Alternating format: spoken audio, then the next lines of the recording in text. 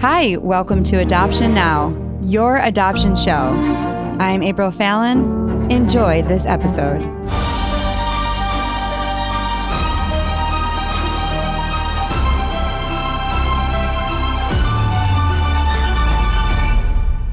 Welcome to Adoption Now, telling your adoption story on your adoption show.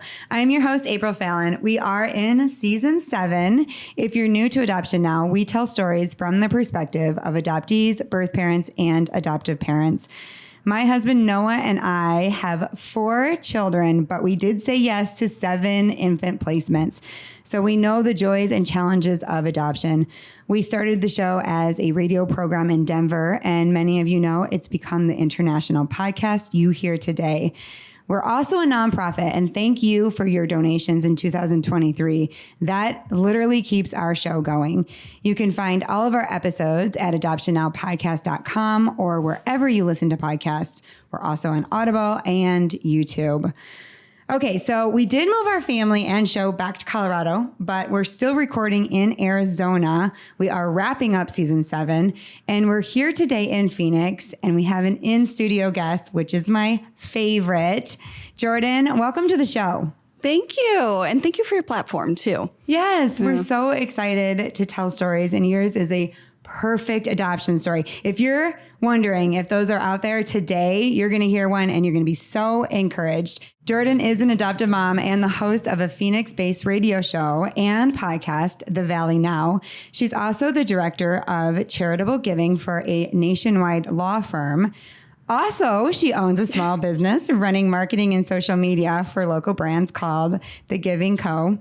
Jordan, you do a lot. You're super busy, and we need your help. We need you to help us with social media. Yes, I'm already in on that. Sign me up. And as you were talking, I was like, okay, I also need to have you on my podcast. Yes, okay. That would be so fun. We've got lots in the works, but yes, we're very busy. We're busy moms because we can't sit still. Nope. Which is why I think for us, like adoption, I wouldn't say it's easier, but because we're like always involved and busy, like it is a little bit easier when you're ready to do the work. Yes. You know, you're ready to be in it. You're going to do your own research. I want to talk to you a little bit about just how your journey started. You have a biological son. Mm-hmm. And when you say easier, kind of that rebound is absolutely easier. So I have the biological son. He's 5, just turned 5. But that postpartum period, you know, with my biological son was awful, terrible, you know, and so now with this adoptive experience, I was right back. You know, I never took maternity leave. And like you say, I actually started and jumped into some of these projects and these jobs right after bringing Camila home. So there's a lot going on, but I'm so grateful for it. And again, your platform. So we started researching adoption. I'll back up a little bit further. We experienced secondary infertility. Mm-hmm. So we had my son so easily, it was, you know, didn't even barely thought about it. And then when he was about 3, we started talking about expanding our family further and ran into some fertility issues.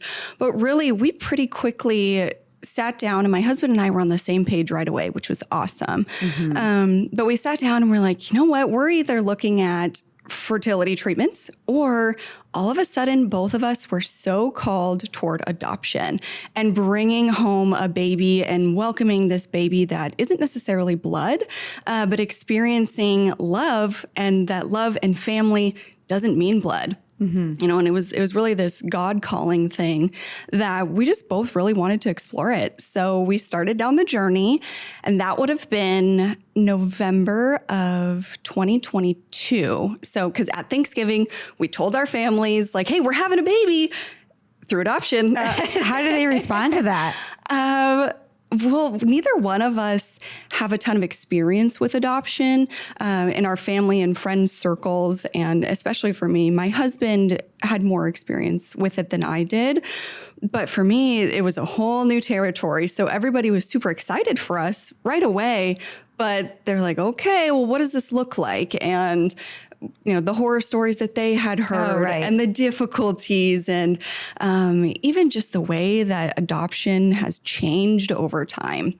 I have a 90-year-old grandma that still talks about orphanages. I mean, it is so different. You know? Like there's just the landscape is so different. So everyone was open to it, but we weren't talking about it a whole lot. Jose and I became, that's my husband, kind of private through the journey to begin with. And so we did the research. I jumped into every podcast, into every book, just learning as much as I could about adoption, about the adoption world, about the journey. And to your point, the stories were a little bit scary. They're, you start learning one way or another, and just so much seemed out of my control. But we had faith and we were excited, and officially started the certification process in the home study in February of 2023. Yes, okay. 2023, a year ago. Okay, so you announced to your family at Thanksgiving 2022. Correct. You're a Adoption Now listener, right? So you're listening to some of these good and some of these terrifying stories. I know. It's okay. I always tell it is. And I tell my listeners, you have to also listen for the silver lining. Like, what did it do to the person as well?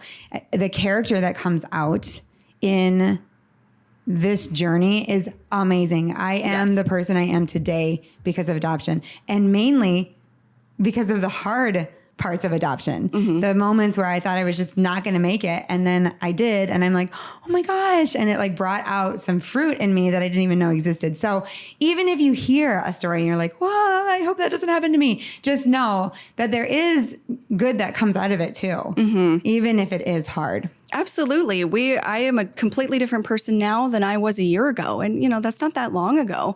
And going through this, you do learn a lot about yourself. We are a much more spiritual family now. I am way more in touch with God than I ever was before. My own confidence. And it's funny because folks around me too will be like, you are so confident right now. Like, you are in your era. And I'm like, yes, I really am. I feel a lot of that was because of the adoption journey. Oh, I think that's so amazing and so encouraging for our listeners. Okay, so you start your process like a year ago. And did you have any idea it would move this fast? Not at all. Not at all. We had been told 2 years. We looked into foster care a bit, and then decided that private domestic infant adoption was going to be our best route and the best fit for our family. Once we started that, we went through the home study, and they interviewed my son and they interviewed us, and that process alone was enjoyable, which is also kind of weird to say, but that part was pretty easy. Isn't that funny when they interview your child? So, I mean, how old is your son? He's 5 now. At the time, he was barely 4. So what did he say? Yes, I want a baby and I love my parents?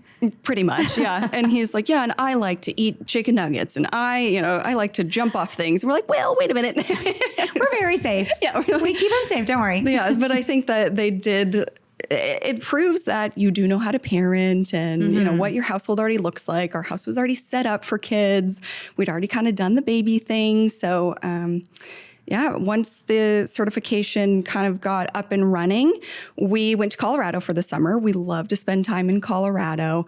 We were still trying the old-fashioned way. We just it wasn't at the forefront of our minds because there was so much going on.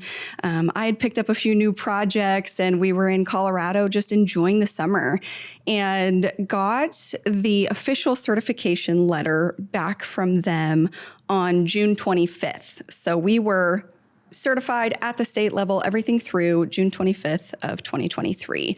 And in that time period ahead, kind of looked through different agencies for matching.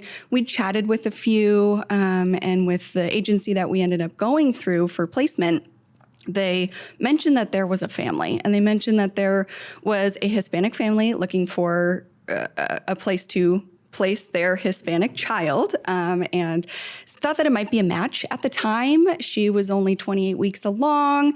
We weren't even certified yet. And so we just kind of like, okay, yeah, thank you. But once we were up and certified, 2 days later, reached back out to that agency and said, hey, we're certified now. What's it looking like? And, what are our next steps? And we just thought, okay, what is next in this crazy journey that we're going to take. And they said that family that at the time she was 28 weeks along, she's 31 weeks along now. And they've been talking about you, and they've been talking with other families, but they want to talk with you tomorrow.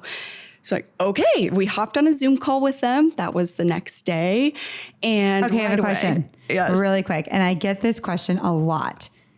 What did you wear and what did you look like? Like, were you like, I'm going to look great? Or were you like, I'm going to look like how I do every day? Good question. I was squirmy. Like, I was so uncomfortable, and thank goodness my husband is, so well-spoken, and he's the calm, cool, collected one, whereas I have the high highs and the low lows, but I was so nervous. And you're right. That is a great question. I wanted to look put together. I remember putting a bow in my hair because it was, a ponytail day. Yeah. But I remember putting a bow in my hair. And I just wanted to look put together, but approachable, right? I didn't want to feel high and mighty. I didn't want to be holier than thou, but I did want to look like, oh, these people can raise a child. Right. They have it together, but not like from a magazine. And that's the advice I give a lot of people, because I've been looking at profiles and I'm like, this perfect world that you're creating is not reality, first of all. Mm-hmm. Secondly, you're dealing with somebody who's about to go through the most traumatic, saddest part of their entire life. And you're like worried about your eyelashes and she's not worried about that. She wants to know that you, first of all, can take care of her child. But are you approachable? Like you said, are you going to be able to walk this through with her? Mm-hmm. And so just think about that before you're putting like your favorite perfect picture online, or even in a Zoom before you get 100% like, whoa, you're wearing your fur coat and you're, are you approachable? And I want you to be yourself 100%, but I want you to show pictures on your profile that are fun. Show a picture of you like doing something silly with your husband, like show your personality. But I have a really hard time when people are sitting on a waiting list for a really long time. And then I look and I'm like, well, you look like you're out of magazine. Mm-hmm. And that is what my birth mother said to me. I didn't believe that you were a real person. When they sent it to me, I was like, these people look like they're from a magazine. Like, is this even real? And she would have just skipped over us if the lawyer wasn't like, no, just give them a try. Just talk to them. They're real people. And I was like, didn't realize that that's what I was kind of projecting. So anyways, okay. So back to you. You have a bow in your hair. Bow in my hair. And even just being cognizant of the population, of what someone who is about to place their baby for adoption is going through, what their mindset might be, and what factors brought them to that place. Because there are some big time factors that brought them to that place. For instance, our birth parents needed to call the agency on their way to get gas to put in their car because their car ran out of gas on their way to the Zoom meeting. And so they had to pull over and we ended up having the Zoom meeting in the gas station parking lot. What? Yes. Because they needed money for gas and couldn't. So when you keep that in mind too, this dolled up, the lashes, the whatever it's. You're not going for a job interview. Right. You're going to meet somebody who's about to place their baby. And this is family life. This is 24/7, and you're not going to be at your best 24/7. So right. It was a very quick Zoom meeting. It was about 30 minutes. And by the end of the 30 minutes, both of the birth parents said, yes, we want for this child to go to you. They had just found out that it was a girl. And so they said, we're going to send over ultrasound pictures right now. And we want this baby to be yours. And so from there, it was off and running with paperwork and sending checks. And it's this crazy experience because you're putting so much time and effort and energy and emotion, the emotional part of it, into something that is so unknown. We had a 30-minute Zoom call. I don't really know much about her birth parents. Absolutely didn't at that period. We said, okay, it's a girl. And Jose and I kind of looked at each other like, it's a girl. Okay, we're off and running. We thought we had 7 weeks until she would be born because she was at 31 weeks, about to be 32. Were they married at the time? They're not married, but they have 8 children together. What? So they are very much together. Do they have a blended those children? family? Mm-hmm. Yeah. So this was their first placement. This was their first placement. Did that make you nervous? A little bit. And I think my ignorance was bliss because I didn't have time to think about it. I did my research, but I didn't, I guess, dig that far deep into it to think, this is a couple. They are together. They had a 2-year-old and a 4-year-old. So they had young children in the home. Why this one? And would they do it? Yeah. Would they be able to do it? So I wasn't as nervous about it as I think I probably should have been. Was anyone else? Did any of your family go, Jordan? Everything was still pretty hypothetical. Okay. Because it was just the 30 minutes. And of course, everyone wants to make sure that we're not getting hurt by anything, no sort of scam. So we kind of had our walls up and still very cautious, everything kind of hypothetical. We saw the ultrasound pictures. We're getting more excited, but continued to just kind of plug along with our lives, not knowing 3 days later, Camila was born. So I got the call. I was about to go for a run. It was like 7 a.m. And again, we're in another state. Camila was born in Tucson, so we would have been in the same state, but we were just on a vacation. And got the call at about 7. I was in a sports bra, ready to go out running. I don't think I had even brushed my teeth yet that day. I don't remember if I ever did. I don't think I did. But instead, we got a call that birth mom was going into labor. And it was really important to both the birth mom and myself that I was the first person that Camila touched, and we started skin to skin right away. We both really wanted for me to be there for the birth to just, and it was beautiful because Camila's birth mom has said from the beginning, from the first breath, you are her mom. You fill out the birth certificate. You are the first person that touches her, which I know a lot of people don't get that experience too. So from her very first breath, Camila has been all mine. But I did not make it for the birth, which was a bummer. But I hopped on a flight as soon as I could, got out to Tucson. I was there about an hour and a half later, and Camila did need to spend 17 days in the NICU because she was born so early. How much did she weigh? She weighed 5 pounds, 7 ounces. Oh, okay. So she was a good size. She was just born at almost 33 weeks. So she had a few lung issues. She had some feeding issues. But all of that, she's a little fighter. Like right away, she was out of the NICU space. And they moved her into kind of that holding secondary period within days. And then she spent a long time in the secondary period, which of course is tough when we just want to go home. And, that NICU and that hospital life is hard, but talk about a whirlwind. I met, which was, again, I was so squirmy. I was going into the elevator to go up to the NICU floor to meet Camila, and elevator doors open and both of Camila's birth parents are standing there. And I recognized them from the Zoom call. Of course, I'm like, hi, I'm Jordan. Like, what else do you say in that sort of situation? Do you remember like first time you met your child's birth parents? Yes, but it wasn't on Zoom. Oh. But I was nervous and terrified as well. Right. I was very sweaty. You don't know what to say. Like, nervous. Thank you for your baby, or your baby's beautiful. I mean, it's just, there's no script. Oh, the dance. It's a delicate dance. Yeah. Yeah. And did you think at any time that she would change her mind? Well, there is that 72-hour period. And so that was very nerve-wracking. I went home every night, or we were staying with a friend, but when I left the hospital every night, I would have the same nightmare that I would show up to be with Camila the next morning and she's gone. And, a nurse tells me or something like, birth mom decided to parent and just took her, one of those recurring nightmares that I just couldn't shake.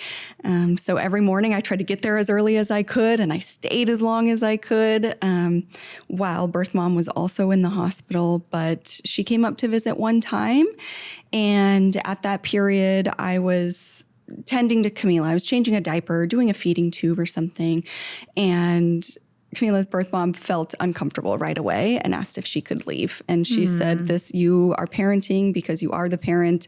Do you mind if I leave now? And so that was kind of a heart-wrenching experience too, but made me feel a little bit more confident that she was confident in her decision. So you two didn't have like a chance to talk on the phone. You didn't talk to her. You only went through the agency. right? Most was through the agency until I showed up at the hospital. When I was filling out the birth certificate, it was in Camila's birth mom's recovery room. So we got some time to talk then. It was probably about an hour and a half. And I just asked as many questions as I could, because that was kind of sacred, special time too, that not everybody gets.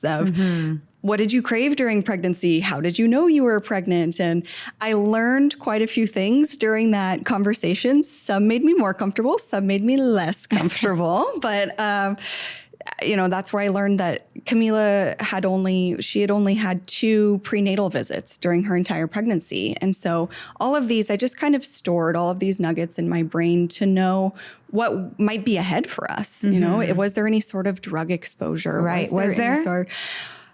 The birth mother tested positive. But so when the birth mother tested positive for meth, we decided to send Camila's umbilical cord for testing, which I had never heard, because usually they test in the meconium, the first poop, and then they know what's in, the baby. So I've never heard of this. So the doctors told me, because we kind of went back and forth, we talked about the meconium, but the doctors told me that the umbilical cord is kind of like rings of a tree. And so if the drug exposure happened further back in the pregnancy, since Camila's birth mother did not know that she was pregnant until she was 20 weeks along, the doctors recommended maybe doing something that checks further back into the pregnancy before she might have known that she was pregnant to check for anything. And so we did a full panel. It was fascinating. And Camila came back squeaky clean. So whatever happened, whatever occurred, it didn't cross through to the baby. And so I'm super grateful for that. And that's something that also is unique in the adoption space, and something that my husband and I were somewhat scared about was drug exposure. And like you said, that's something that I could have controlled within my own pregnancy. Oftentimes in genetics, that's out of my control, and things might happen in any pregnancy. Something that I could have chosen not to do and would have chosen not to do. So the drug exposure talk, when you go down your checklist of what am I okay with in the baby that we are adopting? What are we maybe not okay with? What are we not fit for? What is the best for our family? The drug exposure thing was something that we went back and forth on, and something that you really have to think long and hard. And every situation is so different. And it's just depending on the drug, it's so different, or how much exposure, or the way that they are going to be weaning off. Just the experience would have been so different. And that was something that we wanted to at least prepare ourselves for. What if it had come back and said that she was exposed and she had it in her system? At that point, I was so connected with her. We had already done the skin to skin. I had, taken this last minute flight, and so many emotions. And I was so connected with her from the first time that I looked at her. And you even said more than your son. Yes. Yeah. And I had the biological son, and I did the whole, first look at him, and he was huge and purple and 9 pounds. And I was just like, oh my gosh, what do I do with this thing? But I think maybe that mother instinct or whatever it was really kicked in. And the first picture that I saw of Camila, because I got a picture right before I hopped on the plane, and they're like, she's here. Here she is. Immediate tears, immediate love. Just could envision her as part of our family for the rest of our lives together. I saw all of these little glimpses. Was so in love with her from the very beginning. And I think in hindsight, those 17 days in the NICU were super special, because it was just she and I. It was quiet. Nobody's in and out. We had nothing else to do. I learned her cues. I learned about her. I learned her history, and she never showed any sort of sign of withdrawal of drugs, and squeaky clean. So what you're saying is you would have been in it. If I would have been in it, you'd have been like, okay, we're going to do this. We're going to figure this out. Yes, I think that absolutely. happens sometimes for couples, is that they show up and they find out right then. And that's really hard. And that's always a possibility. So I would prepare for that even before you get into the hospital, even though you don't think mom is doing it. You just don't know. And then she can lie to you. Even in a relationship, she can lie. And so just keeping that in the back of your mind so you're not shocked. But you do love the baby. I mean, I loved Lily from the minute that I saw her, and feeding tubes and all the things. And I just knew that it was going to be a really hard road, but I was already in it. Yeah, and I just loved her, and I loved the parents and learning about them, and the whole journey was just so life-changing. But in the beginning, I said no. Same thing as you said. Like, I can control whether I'm putting drugs in my body or not, and so I'm going to say no.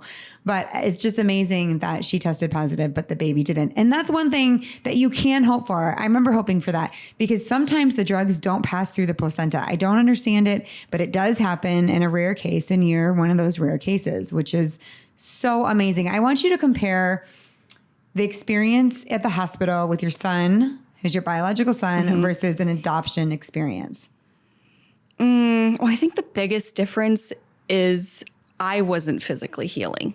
You know, so I could tend to her more. I could be more aware of everything that was happening. I could be more present.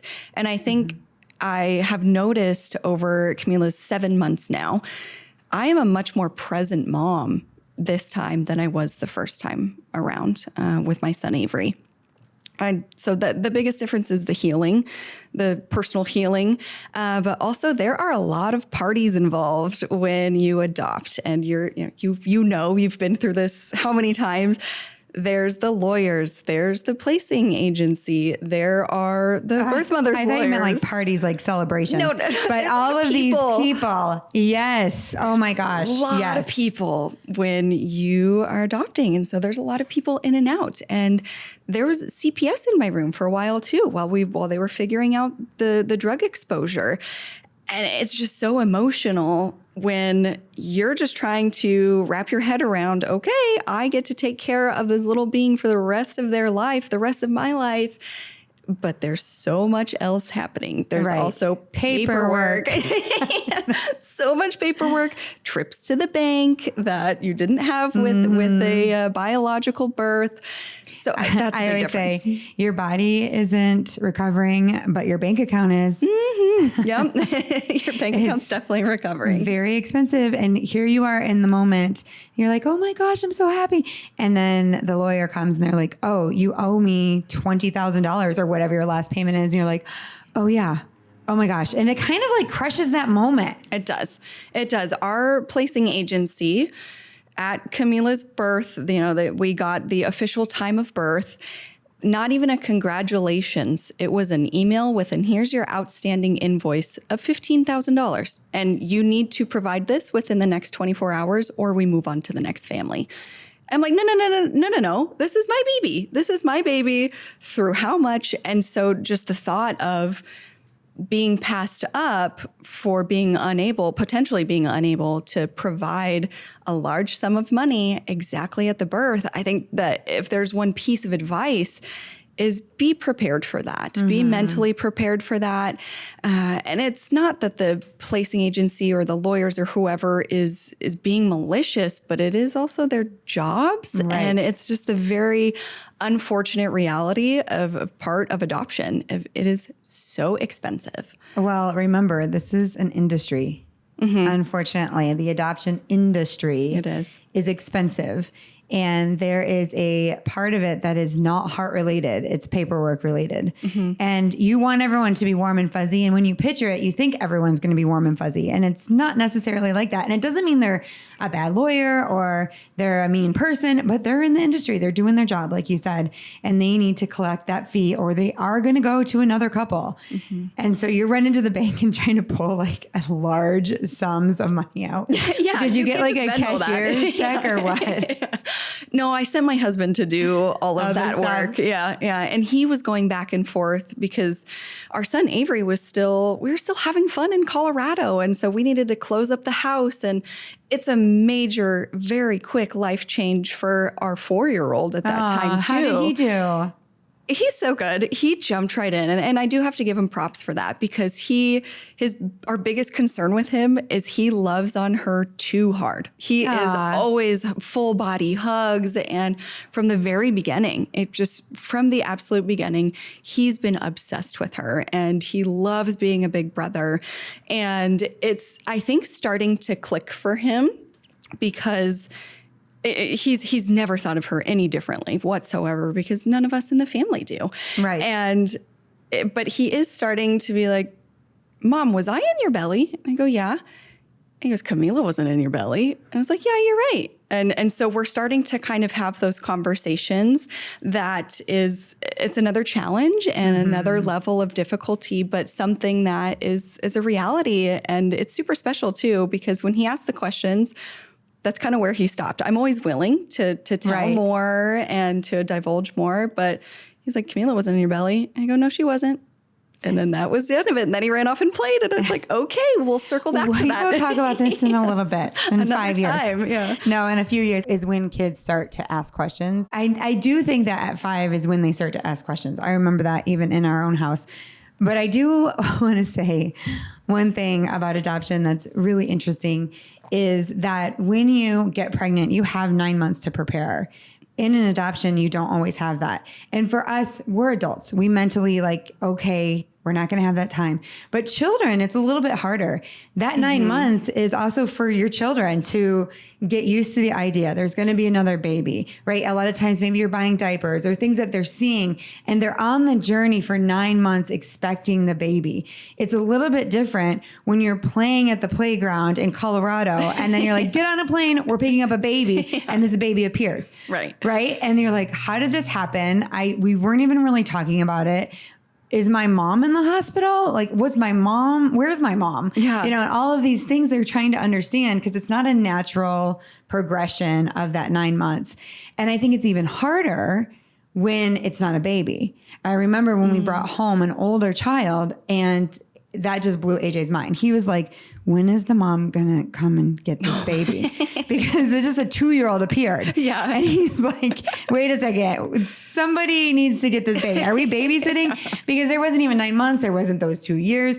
So helping your children and taking the time in your joy and happiness of saying, hey, how are you doing? Let's talk about this. This just happened overnight. And it sounds like he loved the baby and he was, super happy. But you took time to talk to him and find out if he was okay and still make time for him because he just had you two alone. Right. He was very much an only child for almost 5 years. And we went from absolutely 0 to 100 in 7 days. We went from footloose, fancy free, not thinking about anything to baby in hand in a week. And so for an adult, that's a lot to process. So for our son Avery, that was a lot for him to process too. So we tried to make him feel special. We didn't have a nursery set up.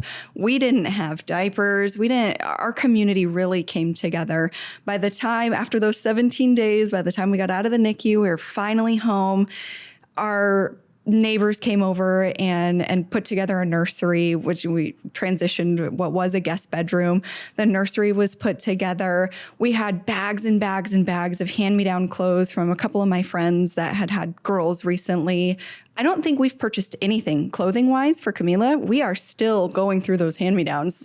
It's a blessing. It's wonderful.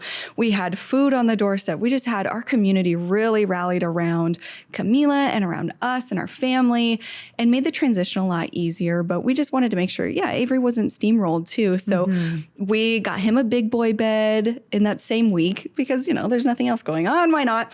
We got him a big boy bed. We painted his room. We got him this cool sports room because he was really getting into sports. So throughout the journey, we've made sure that he was not lost in it too. How long did it take your husband to come to Arizona?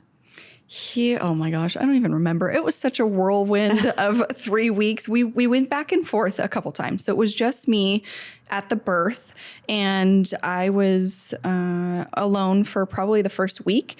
And then my husband and I switched, and I went back to Colorado. I was helping with Avery. He was in the NICU with Camila. And then finally, because we thought it was going to be shorter of a stay in the NICU. And so our mindset was pretty temporary, kind of a day-to-day thing. And after 2 weeks, we're like, okay, we need to be a family. This is a time that we need to support one another. We need to lean on each other. And we're going through a whirlwind time. And so we finally all came to the hospital on that third week, and Avery was able to come into the room at that point and meet Camila, which was that the best moment? I won't even get through it without crying. It was amazing. And he helped give Camila a bath right away. He was in it. He wanted to do the feeding tube. He was perfect. Oh, I think that is so sweet. It really reminds me of AJ. Does it? Well, and AJ couldn't come in because I don't remember. I didn't get like Hep A shot. And so he couldn't come in. And we were also stuck in the NICU. And so I was the only one back there. And it was just heartbreaking to have this little person inside the NICU that I love, and then this little person outside the NICU that I love, and not bring them together. And it was horrible. And finally a nurse came in. I'll never forget. Her name was Lillian, but they call her Lily. And of course, my baby is Lily. And she was like an angel. She would come and like bring things to me. And so she came in and she said, I'm going to get AJ back here. Oh. And I'm like, really? Even without his Hep A? She's like, yeah. So she did. And I just remember that moment where he got to see his sister the first time, and like all this time and love and work that you put into the adoption journey, it all comes to a head, and you're all together as a family. I got to ask you one last question about the birth mom. First of all, did she like the name Camila? And do you talk to her? She let me pick right away. And she said from the beginning, so Camila's name has been our full, our last name and everything from the very beginning. She didn't really have much of an opinion on it. I was really excited. I'm like, yeah, Camila, isn't this so cute? And she was indifferent about it. She seemed somewhat indifferent about the whole experience, and probably had guards up and was just trying to protect herself too, which is understandable. But we do talk. As part of the agreement. I send pictures every month. We text back and forth a little bit, just kind of family updates, or whenever anything big happens in Camila's world, big for a 7-month-old. Right. There's so many things in that first year that are big, though. And so many pictures. I take so many pictures, and Camila has a smile that takes up her whole face. Like when she smiles, it is her whole face, and her eyes light up. And those pictures are so sweet. And her birth mom does ask for pictures. And so I want to value that and honor that and allow her to kind of close the loop on her healing process too. So we do talk, and I think they're wonderful people. I do think that they're good people, just in a situation that from our first conversation together, they said, we want this baby to make something of themselves, and it's not going to happen where we are and the time and place and in life that they are. So that was their reasoning for placing the baby for adoption. So we have a good relationship. Do you think you'll let the siblings see her? That's such a good question. And it's Can't something that now. I know, like we'll have to maintain contact so that I can be like, hey, just these different phases of life, you need kind of your adoptive mom tribe to lean on and go through this process with as they get older. Because right now, 100% comfortable if they wanted to see her as a baby. But as Camila gets older and more aware, that mom instinct of I want to keep her safe from anything, from any sort of hurt. I want to protect the innocence. I want to, I tell my husband that I'm like, man, this whole scenario is so perfect that I get kind of upset when I remember that there are other factors. There are other people, and there are birth parents, and this isn't just like this easy peasy life that it seems to be right now. And, while everything is so beautiful that has come of all of this, there's still factors. And so I don't know, I'll have to navigate it as we go on.